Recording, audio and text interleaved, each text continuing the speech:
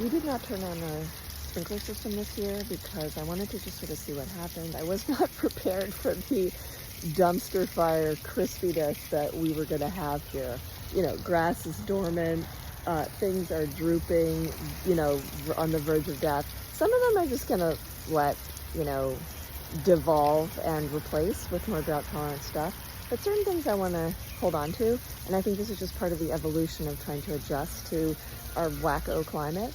But I do think that if you want to keep certain shrubs and trees, you got to hand water if you haven't had a lot of rain where you are. Even if you have a irrigation system, it just may not be getting enough water to your plants. Grass usually goes dormant and is fine, but trees and shrubs not so much.